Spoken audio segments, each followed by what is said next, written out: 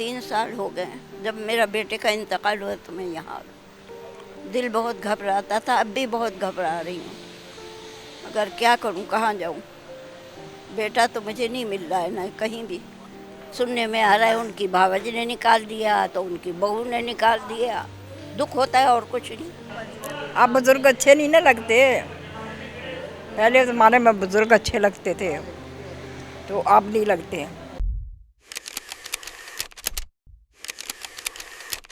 3 سال ہو گئے ہیں۔ جب میرا بیٹے کا انتقال ہوا تو میں یہاں آ گئی۔ دل بہت گھبراتا تھا، اب بھی بہت گھبرا رہی ہوں، مگر کیا کروں، کہاں جاؤں؟ بیٹا تو مجھے نہیں مل رہا ہے نہ کہیں بھی۔ آدمی کیوں تبدیلی نہیں ہوگی؟ کانوں سے کم سنائی دینے لگتا ہے۔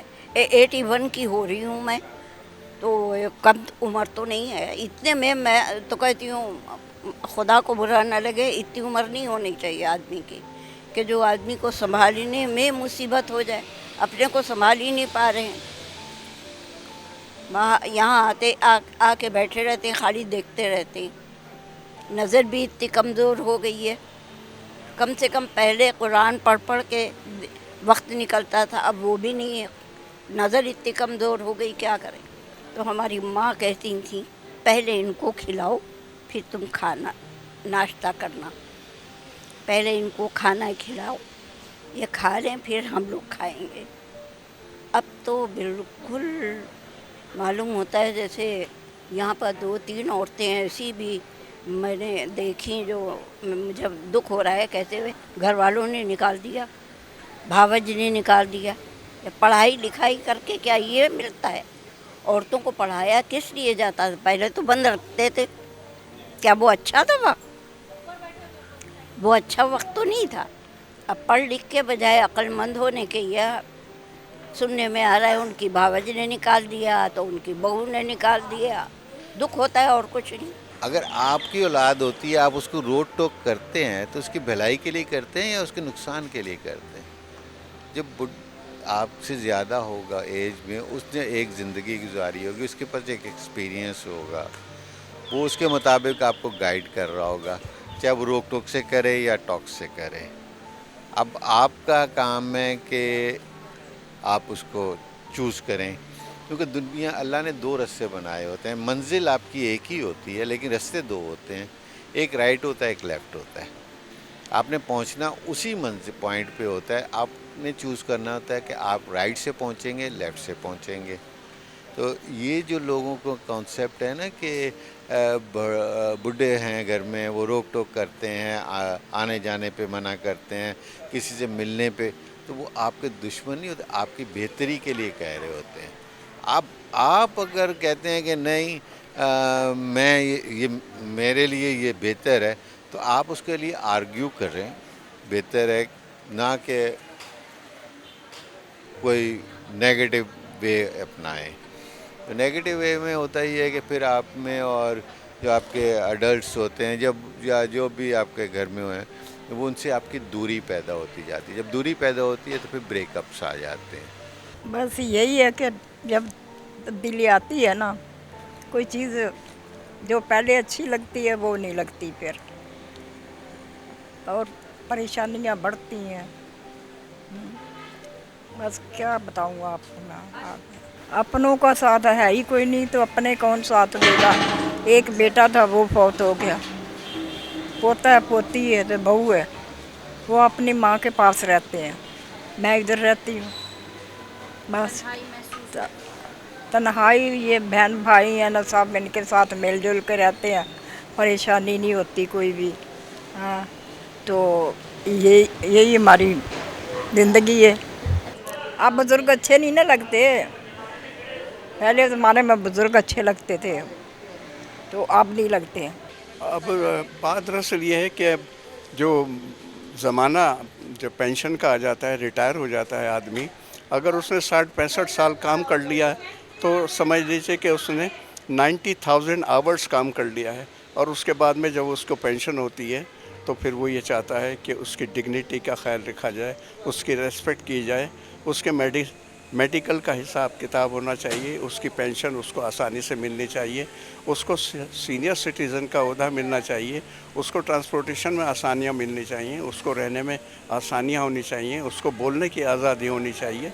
और यही इनहेरिटेड होता है, बहुत से हमारे ख़ानदान में इनहेरिटेड तालीम का रवाज है कि हमारे लक्कड़ दादा पपड़ दादा और माँ बाप सारे पढ़े लिखे थे, तो हमारे यहाँ जनरेशन टू जनरेशन पढ़ती चली आ रही है और अल्लाह का बड़ा फजल है कि वो आउट ऑफ ऑर्डर नहीं है। Thank you very much.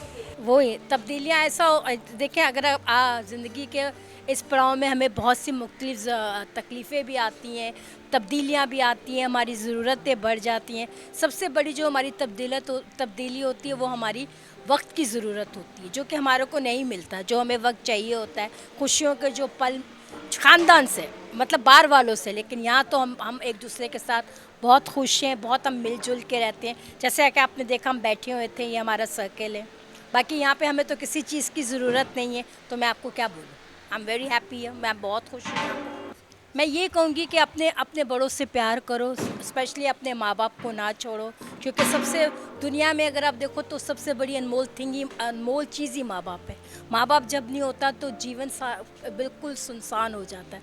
अगर लोग कहते हैं ना कि माँ के कदमों के नीचे जन्नत है, तो मेरा बिलीव है कि बाप के कदमों के नीचे बच्चों की कामयाबी होती है। तो मैं कहती हूँ दोनों की इज़्ज़त करो, दोनों को प्यार करो। मैं मानती हूँ कि आजकल के दौर में एडजस्ट करना बड़ा मुश्किल हो जाता है, लेकिन जो औलाद एडजस्ट करती है वो दुनिया में भी जन्नत पाती है और आसमान पे भी जन्नत। अगर आप उम्र की बात करती हैं तो फिर जब उम्र के अगर हम इस हिस्से में आ जाते हैं तो बहुत सी मुख्तलिफ़ तब्दीलियाँ आती हैं, ज़रूरतें अलग हो जाती हैं, तकलीफ़ें अलग हो जाती हैं।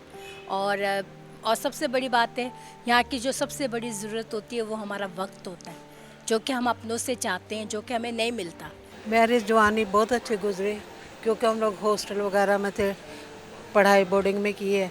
इसके बाद वो आपको पता है ना कि वो पढ़ाई कराने के बाद टीचिंग वगैरह काफ़ी साल मैंने 28 साल एक जगह पढ़ाया, 3 साल एक जगह पढ़ाया, और अब एज क्योंकि 85 हो गई है ना, तो इसलिए तो खुदावंद का शुक्र है हमारे माँ बाप ने हमें, बहुत ही गरीब लोग थे लेकिन हमें पढ़ाई के पीछे नहीं हटने दिए।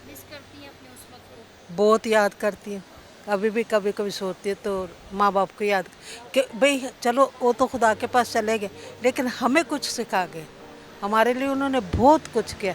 पहले ज़माने में क्या था, लोगों के पास खाने को भी नहीं होता था, बेचारे गरीबा सिल पे वो चटनी वटनी पीस के ऐसे खा खू लेते थे। लेकिन बहुत हमारे माँ बाप ने हमें बहुत ही, हम तो शुक्र करते हैं कि हमारे खुदा बाप ने हमें ऐसे।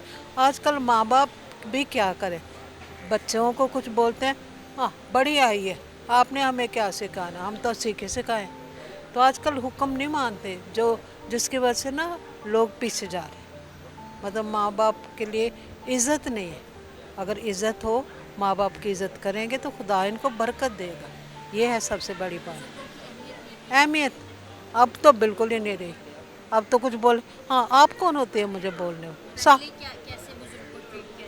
पहले ये है कि बुज़ुर्ग के सामने हम मुँह नहीं खोल सकते थे, ज़रा सा कुछ बोल दे तो घर वाले माँ बाप ही डांटने लगते, दादी है नानी है आराम से बात करो।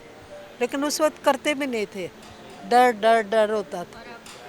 अब तो मैं क्या कहूँ, छोटे छोटे बच्चे जवाब देते हैं, छोटे बच्चे चलो खैर उनका भी कोई कसूर नहीं है, जैसा माहौल होता है जैसे वो सुनते हैं, स्कूल जाते हैं लेकिन बोलते।